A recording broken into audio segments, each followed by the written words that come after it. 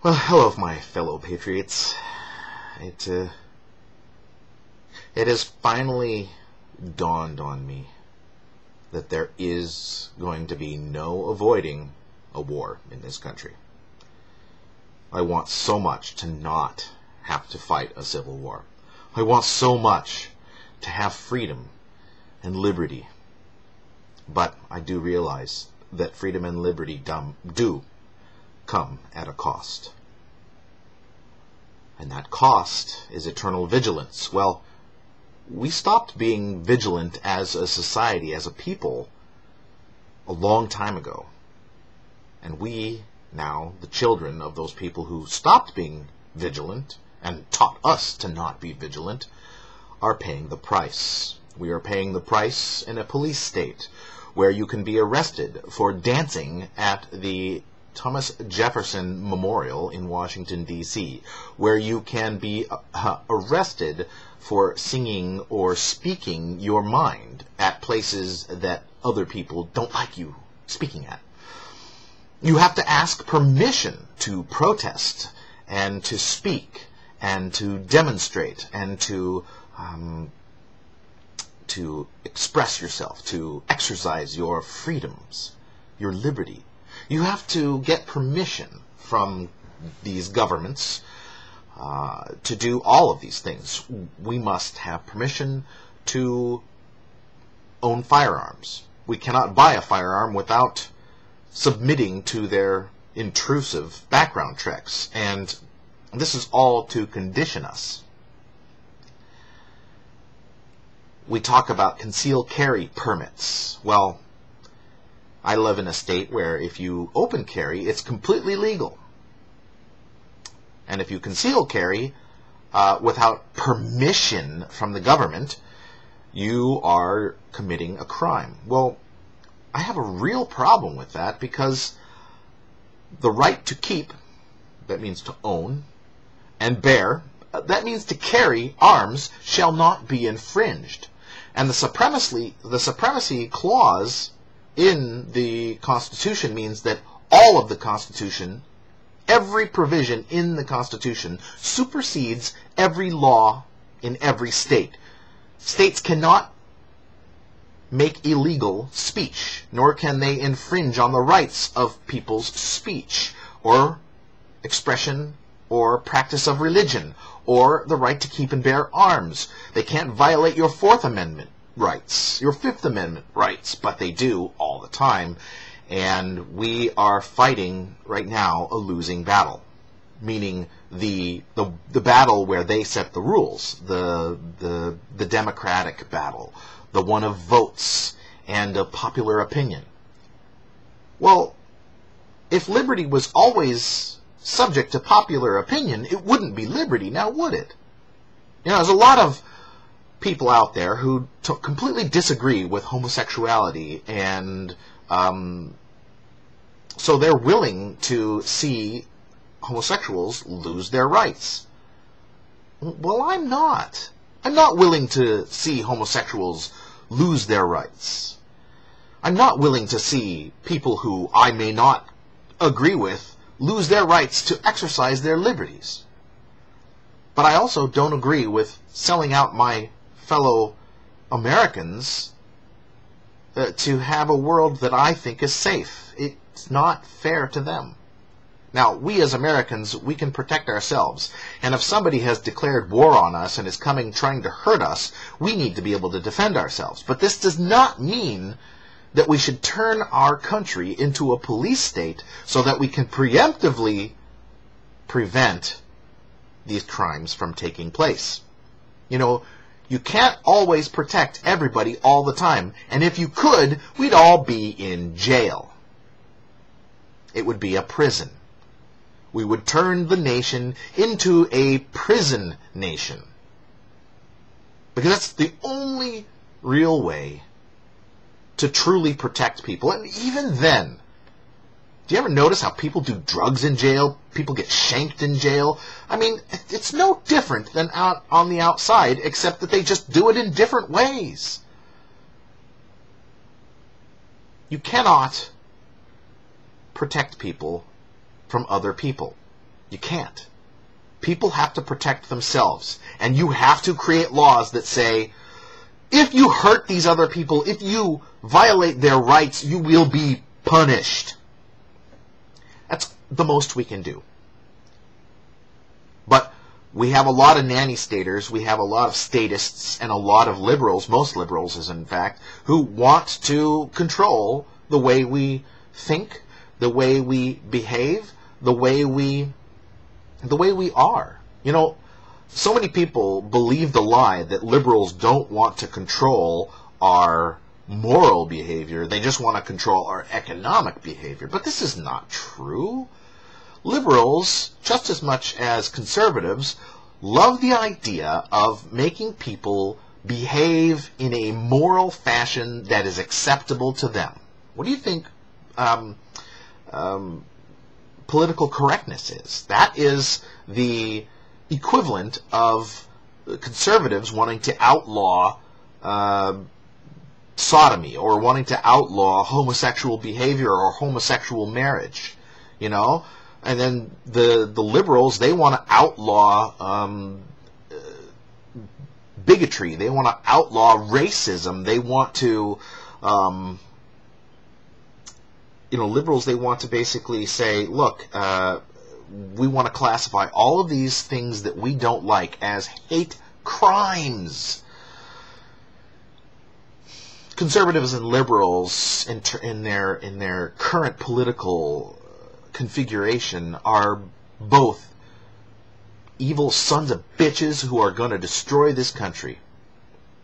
They won't step down from their beliefs. They won't back down. And I honestly do believe that the liberals and conservatives of today who want to control other people's moral behavior, who want to control other people's economic activities, who want to control other people's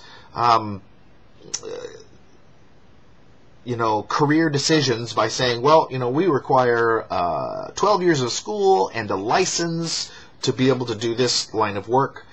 2 years of school and a license. As soon as they start getting into our lives and controlling everything that we do, they turn whatever we had previously into a police state. They take away our freedom and our liberty in the guise of keeping us safe. They make buying and selling raw milk illegal. What the hell? I don't understand that. When I was a kid, when I was growing up, I drank raw milk all the time. All the time. Raw cream and raw milk was great.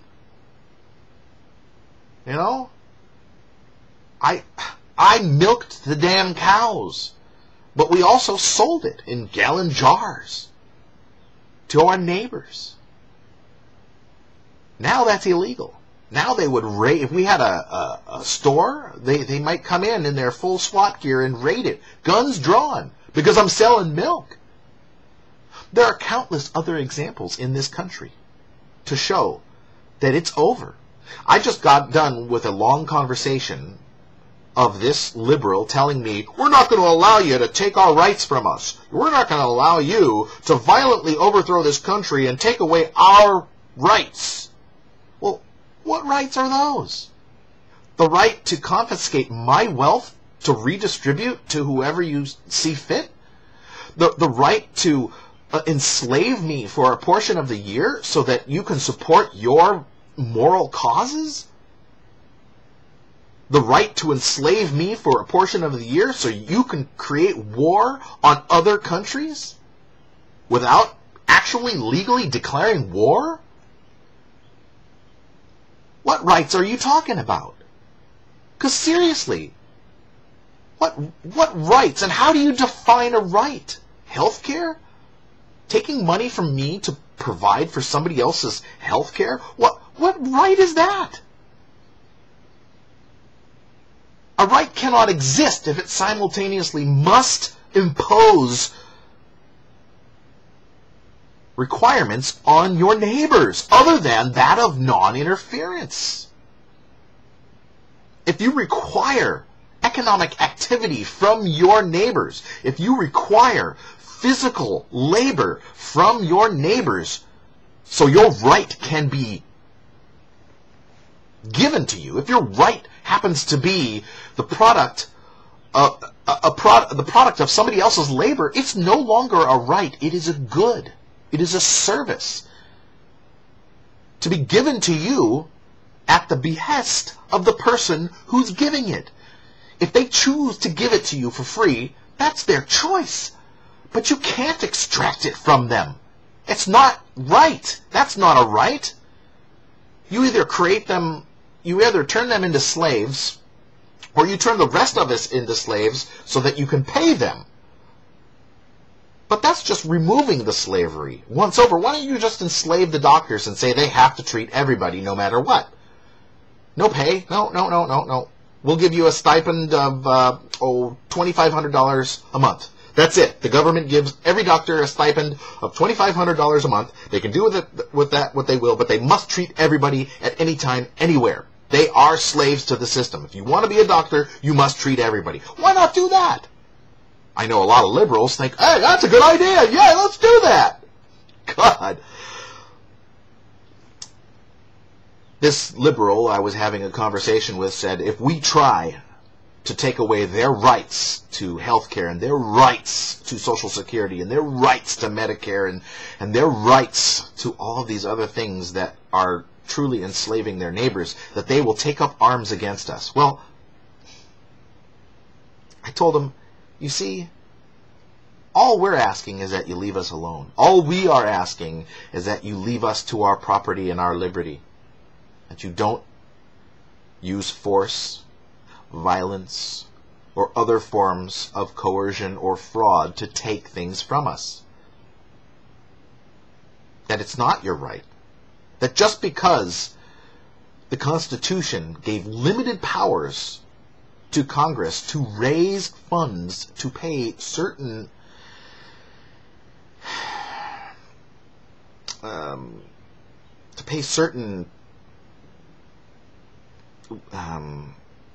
promises, full faith and credit, to keep the full faith and credit of the United States, to pay our debts. Just because those limited rights exist doesn't mean that it's all expansive. But the problem is that liberals love to take every single word in the Constitution and say that every single word has its own interpretation, can be reinterpreted again and again and again for the changing times and for the changing needs. And the problem with that is that the Commerce Clause, the Supremacy Clause, the this clause, the that clause, every one of these clauses can be interpreted time and time again to mean different and more expansive things. The General Welfare Clause can then be construed to mean anything and everything. And then there is no limit to what this government can do. Then they point out, well, it's a democracy. We voted these people in. You have to accept what was chosen by the majority because that's the way this country works. Well, I'm sorry, but we are a constitutional republic with a constitution that was designed to protect the unalienable rights of the people. Not only that, but the Constitution itself is a restriction on government, not a permission slip. Okay? It doesn't say you can do this, you can do that. No. It says the government is restricted to these particular powers, and that is it. But we have been hoodwinked by these control freaks, by these people who are out there wanting to take our liberty, wanting to make moral decisions for us, and then tell us, well, this is the law, this is democracy in action, this is what democracy looks like, blah, blah, blah, blah, blah, blah, blah. I'm going to get my gun, and I'm going to start protecting myself from these motherfuckers who think that they can take my liberty. Now, am I going to be the person who starts the war? No, they already started this war. I'm certainly not going to go out there and just start randomly shooting people. No, that's not going to happen either. And I know for a fact we can do nothing because we are pretty powerless while they still have control of most of the governments and the government bodies in this nation. We are truly at their mercy, and they have none. They are self-righteous dickwads whose hubris knows no bounds. And the problem with that is that we have this established form of government, we have this established form of oppressive despotism, which is not going to change overnight, and certainly without a collapse. I mean, unfortunately, the system is going to have to collapse in order for us, those who are fighting for liberty, to come in and start mopping up. And that's when the war will start. When the economic system collapses, it's coming soon. It may happen next year. It may take 5 or 6 years, depending on what kind of chicanery they pull or are able to pull within the next 6 months to a year in Congress. But seriously, the collapse, the financial collapse, is coming. The dominoes have begun to fall. Belarus is just one of the most recent countries that is seeing the beginnings of hyperinflation. I think we're going to see a lot more countries that have been basing their monetary systems, their banking systems, on the reserve, with the reserve notes being the US dollar. And I think we're going to see a lot of these countries start to experience hyperinflation. We're not experiencing the hyperinflation yet because we're able to spread it out across the globe. I mean, if the rest of the countries in this world did not use the United States US dollar as their reserve currency, we would already be experiencing this hyperinflation. We would already be paying $10, $15 per loaf of bread. We would already be paying $35 or $40 per gallon of gas. We would already be experiencing this hyperinflation, which, when it comes here, is going to cause riots and civil unrest unlike anything we've ever seen. It will be the Watts riots nationwide. It will be Katrina plus the Watts riots plus the 1991 LA riots nationwide. And once the dust settles down and the government comes in and declares martial law is not going to be this blanket martial law. They'll try, of course, but there will be pockets where there's no law whatsoever. And then there will be city-states where martial law is declared, and the war for our second war of independence will begin in earnest at that time. I don't know if I'll be alive for the beginning of the second Revolutionary War. And why I say that is because I'm not sure that I'll survive the coming collapse. I want to survive. I'm prepared. You know, I've got ammunition, I've got weapons, I've got vehicles, I've got food. But it might not be enough. The chaos to come, maybe we'll be caught up in it. I sure hope to hell not, because I'm the only person who's there to protect my family. But many of us in the Patriot movement could find ourselves become targets by hit squads, by government hit squads. When they realize that they're losing control of the situation, they may know who we are already, and they may come after us, and you know, all of your due process rights will be gone. Once the shit hits the fan, due process is out. Do you think that they're not thinking about this? Because I think that they are. And I think that here we are on the net, we're making ourselves known, but really, honestly, guys, this is our only way to communicate. They know this shit is coming. And I have a feeling the stronger of us in the movement, those of us who have big followings will be the first to fall because the government will send hit squads out after them. It scares the hell out of me. I don't think I'm that much of a leader, so I don't think that would be how I would fall. Although, who knows? I mean, these government goons, these control freaks, they're dangerous. They are seriously dangerous. And unfortunately, I don't have enough of my allies around me. I mean, the people who I have allied with, who are in fairly close proximity, aren't necessarily even on the same street as I'm on. And if the shit hits, if things go south so fast that we don't have a time to really congregate, we could be caught off guard. Who knows? You could be driving down a highway when the shit hits the fan. You don't know where you're going to be when it happens.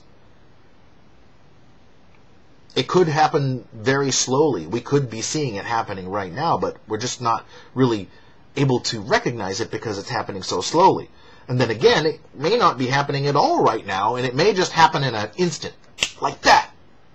We go one day, everything seems normal, law and order is just fine, everybody's doing their normal things, they're shopping, they're going to malls, they're doing all this other stuff. The very next day, the cities are on fire. It could happen that fast. I don't know how it would happen that fast, but it could. But what this liberal said scared me because he equated the right to vote away my property as an actual right. The ability to vote away my property, the ability to enslave me for a particular part of the year, just because I earn a lot of money, they can enslave me for 60% of the year. I don't get that. 60% of the year, my hard work goes to government and not to me? But it's my hard work. I've worked for 30 plus years straight to try to get to where I am, to see the success that I have, to see all of that taken away by a bunch of no good liberals who think that I don't deserve what I make. Oh, you have enough. What's enough? Obama said that before. Well, you know, they have enough. Who makes that subjective decision? Who's the person saying, well, they have enough, but they don't? Come on! What's enough?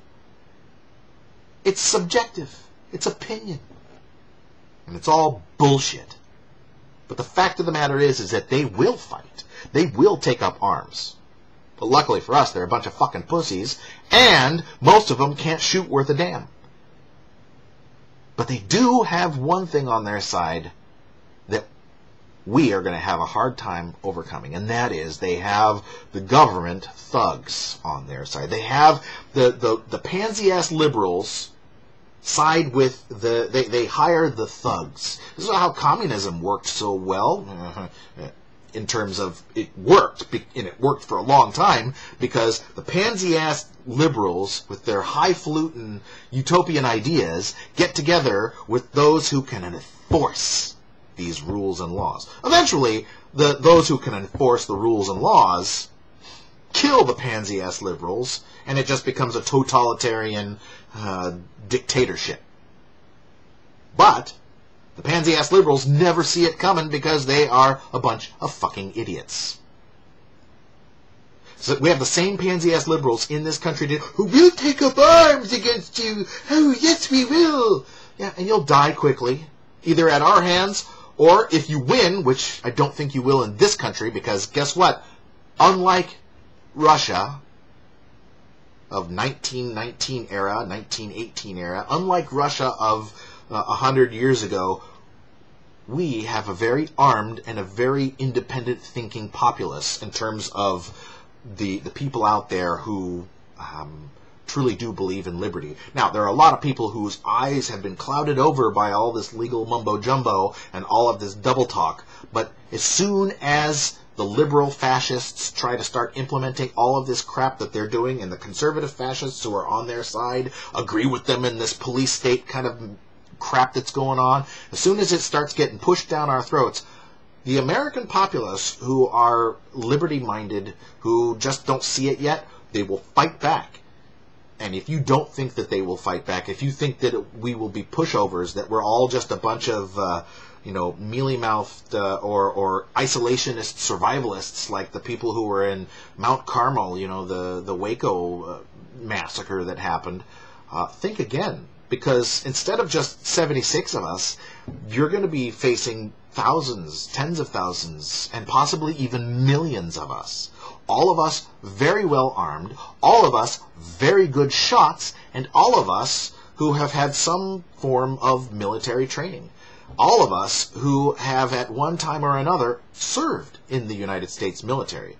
The majority of people who have served in the military have been conservatives, liberty-minded, freedom-loving people. And as they learn, as they mature, they become more and more steadfast in their beliefs that liberty and freedom must be preserved. And that if we have to fight for it at home with a rifle, then so be it. The discussions I've had today have scared the fucking hell out of me because I want a peace that I don't think can be achieved without war. I want a peace. If they would back the fuck off and they would give us peace by giving us back our liberty and our freedom, my heart would sing. I would be so happy. But I'm not willing to obtain peace at the expense of my liberty.